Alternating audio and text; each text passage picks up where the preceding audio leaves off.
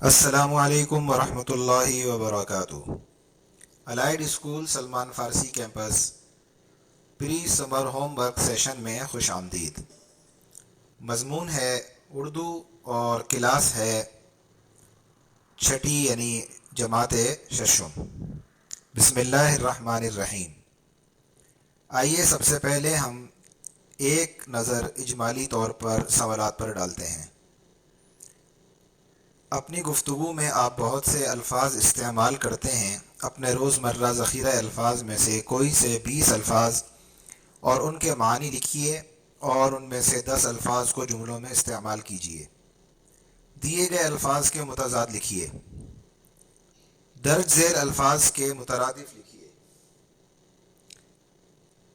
نیچے یہ الفاظ دیے گئے ہیں اور جب ہم یہ سوال تفصیل سے دوبارہ پڑھیں گے تو وہاں ہم ان الفاظ کو پڑھ کے آپ کو بتائیں گے۔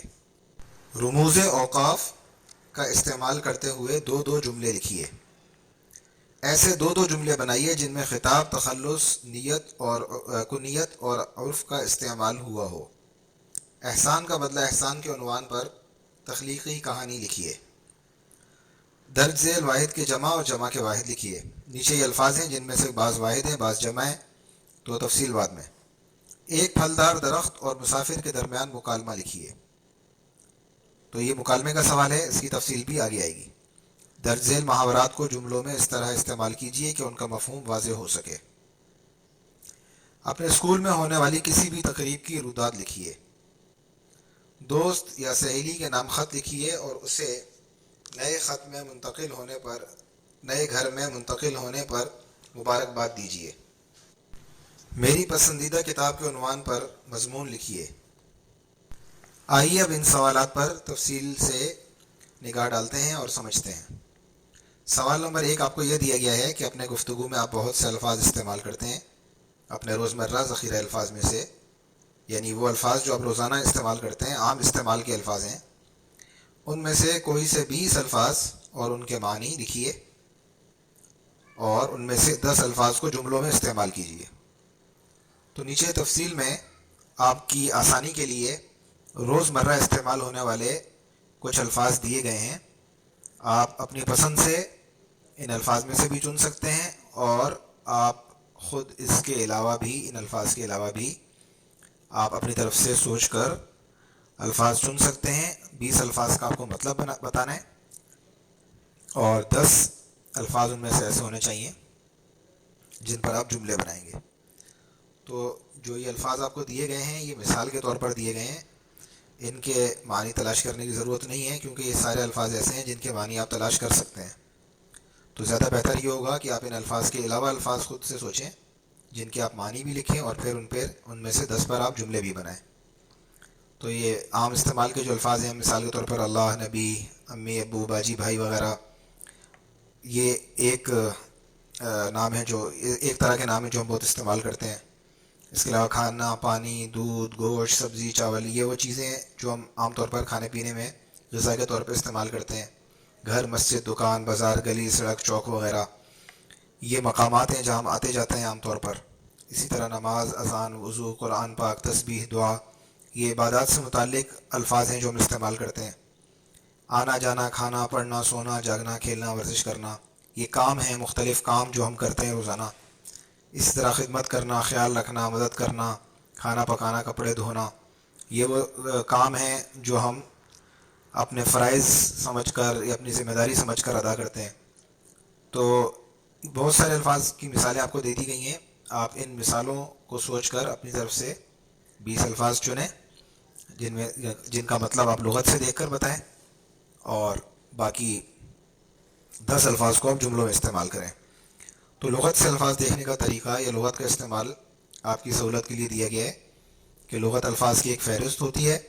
اس میں تمام الفاظ الف بائی طریقے کے مطابق موجود ہوتے ہیں، یعنی حروف تہجی کی ترتیب سے درج ہوتے ہیں۔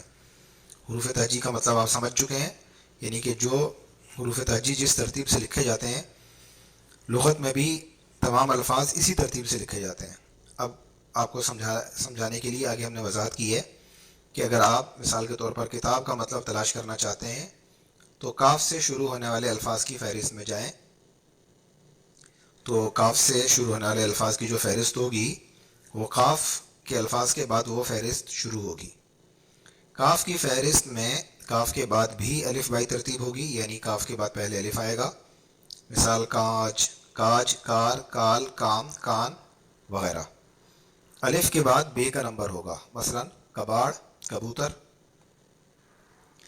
آگے اسی کی مزید تفصیل آپ کو بتائی جا رہی ہے کہ بے کے بعد پے کا نمبر ہوگا، مثلا کپ، کپاس، کپڑے. تو جب آپ لغت میں سے الفاظ تلاش کریں گے تو آپ کو اسی ترتیب سے تلاش کرنا ہوں گے. پے کے بعد تے کا نمبر آئے گا، مثلا کتاب. اردو کی چند لغات کے نام جہاں سے آپ الفاظ معنی بسہولت دیکھ سکتے ہیں آپ کو بتائے گئے ہیں.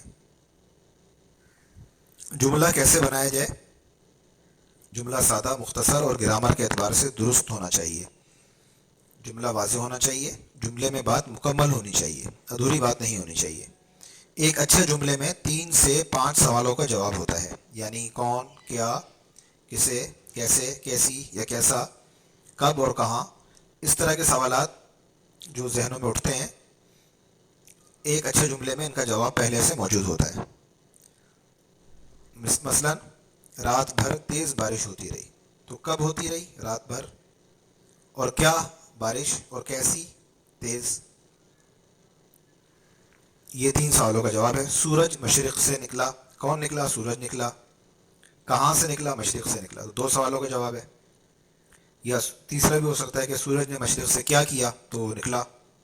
اس طرح یہ 3 سوالوں کا جواب ہو جائے گا. 2 اشعار بھی آپ کو دیے گئے ہیں، ایک مصرع اور ایک شعر. تو یہ بھی جملے کی ایک اچھی مثال ہے. اگر آپ جملے کی مثال میں کوئی اچھا شعر لکھنا چاہتے ہیں تو وہ بھی لکھ سکتے ہیں. ایک اچھے جملے کا مطلب یہ ہوتا ہے کہ ہر لفظ کا املا درست ہو، ہر لفظ کا صحیح مطلب آپ کو معلوم ہو، ہر لفظ کا استعمال درست جگہ پہ کیا جا رہا ہو. جملے میں اس لفظ کے استعمال سے جملے کا مفہوم بالکل واضح ہو جائے. سوال نمبر 5، ایسے 2 جملے بنائیے جن میں خطاب، تخلص اور کنیت اور عرف کا استعمال ہوا ہو. تو پہلے بچوں، جملہ کیسا ہونا چاہیے اس متعلق آپ کو بتایا جا چکا ہے. خطاب، تخلص، کنیت اور عرف چاروں ہی نام یعنی اسم ہیں، اور یہ اسم معرفہ کی قسم علم شمار ہوتے ہیں. خطاب وہ نام ہوتا ہے جو کسی علمی، دینی یا قومی خدمت کی وجہ سے حکومت یا عوامی نمائندوں کی طرف سے دیا جائے، مثلا شمس العلماء، حکیم الامت وغیرہ. تخلص وہ مختصر نام ہوتا ہے جو شعراء اپنے اشعار میں استعمال کرتے ہیں، مثلا غالب، آتش وغیرہ. کنیت وہ عربی نام ہوتا ہے جو اولاد یا رشتہ داروں کی طرف نسبت کر کے رکھا جاتا ہے، مثلا ابو الحسن، ابو حفص وغیرہ. عرف وہ نام ہوتا ہے جو پیاری حقارت کی وجہ سے لیا جائے اور معروف ہو جائے، مثلا چٹن، ببلو، منا، لمبو وغیرہ. سوال نمبر 2، یہ اگلا سوال ہے، اس کے میں دیکھتے ہیں کیا پوچھا جا رہا ہے کہ الفاظ کے متضاد لکھیے. تو بیوقوف، خوشی، ابتدا، آسان، گناہ، عزت، آزادی، بیکار، کامیابی، چست، اندھیرا، گاؤں، قلت، بہادر، باغ. یہ الفاظ ہیں، ان کے اپنے الٹ الفاظ لکھنے ہیں. مثال کے طور پر خوشی کا کیا آئے گا؟ غم. اور باقی جو ہیں بہت ساری مثالیں آپ دیکھ سکتے ہیں. آپ کی آسانی کے لیے ہم آپ کو وضاحت کر دی ہے کہ آپ نے الٹ لکھنا ہے. درج ذیل الفاظ کے مترادف لکھیے. حکم، ناواقف، آغاز، مشکل تر، اچانک، علیل، لازمی، خوشی، دانا، توکل، لگاتار، مدح، ارزاں، تاریکی، سہل، امید، اجالا، دولت مند. فلک، آنکھ، پرانا، جستجو، جسم، تکبر، بیمار، پرایا، شیریں، محفل، پھل، ثواب، لالچ، جھنڈا، جھگڑا، مزہ، شاخ، کہانی، رت، فریب، پڑوسی. تو مترادف الفاظ کیا ہوتے ہیں؟ ایسے 2 الفاظ جو ایک جیسے معنی رکھتے ہوں وہ آپس میں مترادف کہلاتے ہیں. مثلا ناواقف کا مطلب انجان بھی ہے، اور مشکل کا ایک مطلب دشوار بھی ہے، اور اجالا، روشنی ایک ہی چیز کے نام ہے. تو اسی طرح آپ نے ان کے مترادف الفاظ کے ان الفاظ کے مترادفات آپ نے تلاش کرنے ہیں. رموز اوقاف، یہ واوین، ختمہ، سکتہ اور سوالیہ، ان کا استعمال کرتے ہوئے 2 جملے لکھیے. تو ہم نے ان کی وضاحت کی ہے کہ کس لفظ کو آپ نے کیسے استعمال کرنا ہے. یہ رموز اوقاف کیا ہوتے ہیں اس کے متعلق آپ کو بتایا گیا ہے کہ کلام یا جملوں کو درست طور پر سمجھنے، یعنی آپ درست طور پر لفظ کو سمجھ سکیں یا جملے کو سمجھ سکیں، انہیں ایک دوسرے سے الگ کرنے اور جدا کرنے کے لیے جو علامات استعمال کی جاتی ہیں انہیں رموز اوقاف کہتے ہیں۔ اگر ان علامات کا خیال نہ رکھا جائے تو جملے یا کلام کا مطلب غلط یا بسا اوقات بالکل الٹ سمجھا جا سکتا ہے۔ آگے یہ جو جن چار علامات پر آپ کو جملہ بنانے کا کہا گیا ہے اس کی وضاحت ہے۔ واوین، اسے علامت اقتباس کہتے ہیں۔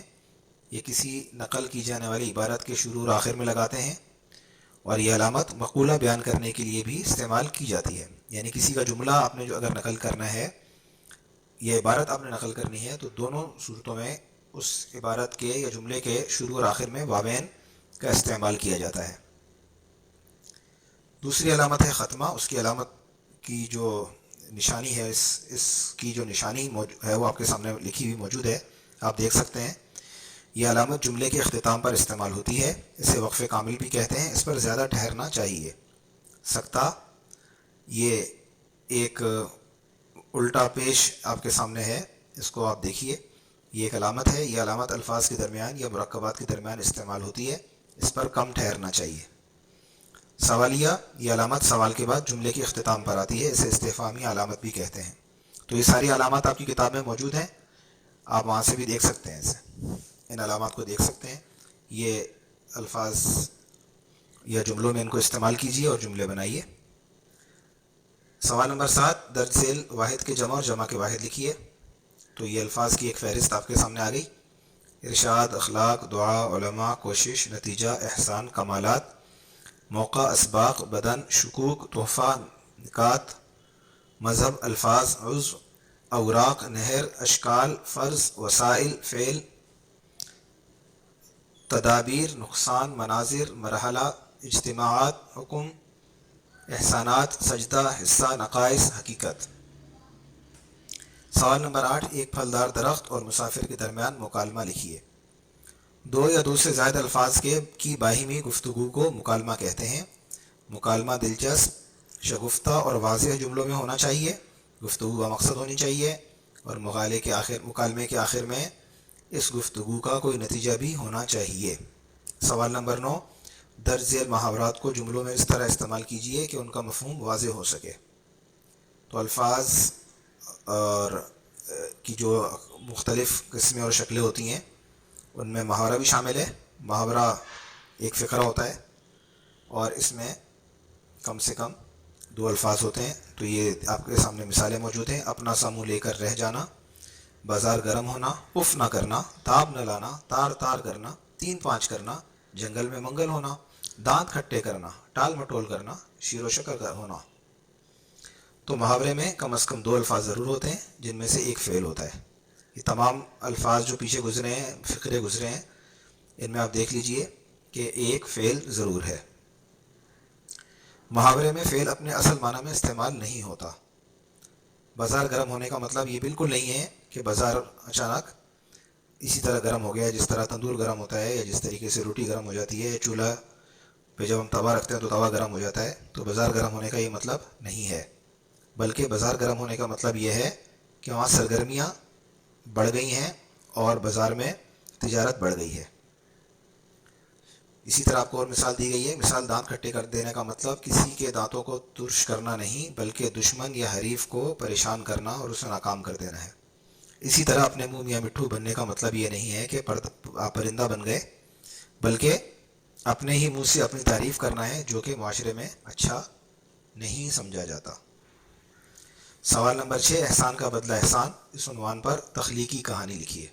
تو پیارے بچوں، قرآن کریم نے ہمیں واقعات کے ذریعے بہت ہی اہم باتیں بتائی ہیں۔ اس کا مطلب کیا ہوا اس جملے کا؟ کہ واقعات کی مدد سے ہم سیکھتے ہیں، سمجھتے ہیں چیزوں کو۔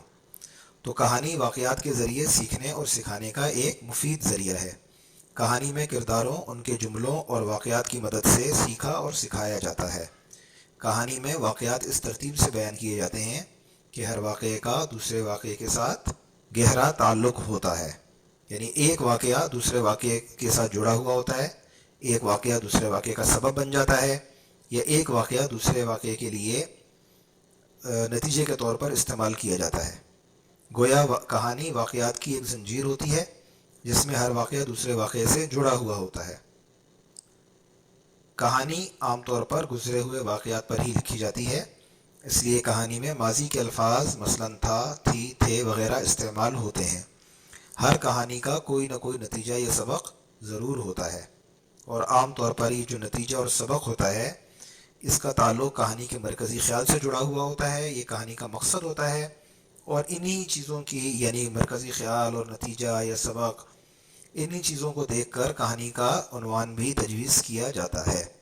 تو ہر کہانی کو کوئی مناسب عنوان دینا چاہیے، یعنی ایسا عنوان جو کہانی کے مقصد یا نتیجے کے مطابق ہو، جیسا کہ فاختہ اور چیونٹی کی کہانی سے ہمیں یہ سبق ملتا ہے کہ احسان کے بدلے ہمیشہ احسان کرنا چاہیے۔ اگلا سوال ہے کہ سہیلی کے نام خط لکھیے، دوست یا سہیلی کے نام خط لکھیے اور اسے نئے گھر میں منتقل ہونے پر مبارکباد دیجیے۔ تو خط لکھنا بھی ایک مہارت ہے۔ خط سادہ اور واضح الفاظ میں لکھنا چاہیے۔ خط میں جملے مختصر اور آداب کے مطابق ہونے چاہیے۔ آداب کا مطلب یہ ہے کہ بڑوں کے لیے احترام والے الفاظ اور چھوٹوں کے لیے بے تکلفی اور شفقت والے الفاظ استعمال ہوتے ہیں۔ ہمارے پیارے نبی حضرت محمد صلی اللہ علیہ وسلم نے مختلف حکمرانوں کے نام خط لکھے تھے۔ ان خطوط کا آغاز اللہ رب العزت کے بابرکت نام سے ہوتا ہے۔ اس کے بعد رسول اللہ صلی اللہ علیہ وسلم کا نام نامی آتا ہے۔ اس کے بعد جس فرد کے نام خط لکھا گیا ہو اس کا نام مذکور ہوتا ہے۔ خط سادہ، مختصر اور آسان عبارت میں لکھے گئے ہیں، یعنی کہ جو خط لکھے گئے تھے، آپ صلی اللہ علیہ وسلم نے جو خط لکھوائے تھے اور جو بھیجے تھے ان کے بارے میں ہی بات بتائی جا رہی ہے کہ وہ سادہ، مختصر اور آسان عبارت میں لکھے گئے تھے اور ہر جملے کا مفہوم بالکل واضح تھا۔ آج جو خطوط لکھے جاتے ہیں، یعنی آج کل جو خطوط لکھے جاتے ہیں ان میں ایک خاص طریقہ ہوتا ہے۔ وہ طریقہ آپ دیکھ سکتے ہیں اپنی کتاب میں، ہم نے تھوڑی سی وضاحت کی ہے کہ ایک خاص انداز میں لکھا جاتا ہے کہ لکھنے والے کا نام، تاریخ اور مقام درج کیا جاتا ہے۔ تو آپ خط کا نمونہ اردو کی کتاب میں دیکھ سکتے ہیں۔ اپنے اسکول میں ہونے والی کسی بھی تقریب کی روداد لکھیے۔ روداد کا مطلب کیا ہے؟ رپورٹ لکھیے۔ تو پیارے بچوں، روداد لکھنا ایک صلاحیت ہے۔ روداد فارسی لفظ ہے، اس کا مطلب ہے حقیقت حال۔ روداد نویسی میں بھی ان حالات یا واقعات کی تفصیل لکھی جاتی ہے جو لکھنے والے کے تجربے یا مشاہدے سے گزرے ہوں، یعنی وہ دیکھتا ہے جن واقعات سے وہ گزرا ہے، جو اس نے اپنی آنکھوں سے دیکھے ہیں اور جو اس نے تجربہ کیا ہے جن واقعات کا، وہ ان کو رپورٹ کی شکل میں لکھتا ہے۔ تو روداد لکھنے کے لیے واقعات کا ذاتی تجربہ یا مشاہدہ ضروری ہے۔ اسی مشاہدے یعنی جو آپ نے دیکھا کو مناظر کی ضروری تفصیلات کے ساتھ چھوٹے چھوٹے جملوں میں قلم بند کر لیا جاتا ہے، یعنی جو آپ نے دیکھا، جو آپ کی آنکھوں کے سامنے سے گزرا، وہ جیسے آپ کی آنکھوں کے سامنے سے گزرا آپ نے اسی انداز میں ترتیب سے اس کو لکھ لیا۔ جملوں میں ذاتی احساسات اور جذبات کو بھی دلچسپ انداز میں شامل کیا جا سکتا ہے، یعنی کوئی بات آپ کو کیسی لگی آپ اس کو بتا سکتے ہیں۔ کسی تقریب کی روداد لکھنے کے لیے درج ذیل سوالوں کی مدد لی جا سکتی ہے۔ تقریب کہاں ہو رہی تھی؟ کیوں منعقد کی گئی تھی؟ تقریب کیسے شروع ہوئی؟ کون کون شریک تھا؟ خاص افراد کون تھے؟ لوگ کیسا محسوس کر رہے تھے؟ انتظامات کیسے تھے؟ کون سی بات آپ کو پسند نہیں آئی؟ کون سی بات بہت اچھی لگی؟ اس تقریب سے آپ نے کیا سیکھا یا کیا سمجھا؟ آپ نے کس انداز میں شرکت کی، یعنی آپ وہاں کسی مہمان کے طور پہ موجود تھے، یا آپ تقریب کے انتظامات میں شریک تھے، یا آپ صرف ایک عام فرد کی حیثیت سے شریک ہوئے تھے اور آپ نے کسی بھی چیز میں کوئی حصہ نہیں لیا تھا؟ تو یہ بھی بات بتانا چاہیے۔ تقریب کا اختتام کیسے ہوا اور سب سے خاص بات کیا لگی آپ کو؟ اگلا سوال ہے، میری پسندیدہ کتاب کے عنوان پر مضمون لکھیے۔ تو مضمون لکھنا ایک صلاحیت ہے، ایک فن ہے۔ اس کے اندر آپ خیالات کو یا تجربات کو یا جو آپ کی رائے یا آراء ہوتی ہیں انہیں ایک خاص انداز میں لکھتے ہیں۔ مضمون کے بنیادی حصے تین ہوتے ہیں۔ ایک پہلا حصہ تمہید کہلاتا ہے، جس میں آپ بتاتے ہیں کہ آپ کیا لکھنے والے ہیں۔ اس کے بعد بقیہ جو اس کے حصے ہوتے ہیں آخری حصے کے علاوہ، وہ مضمون کا متن کہلاتے ہیں۔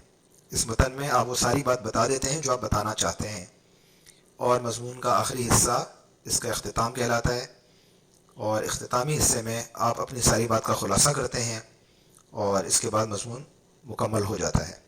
تو میری پسندیدہ کتاب کے عنوان سے مضمون لکھنے کا مقصد آپ کو تبصرہ نگاری سکھانا ہے۔ تبصرہ نگاری بھی ایک فن ہے۔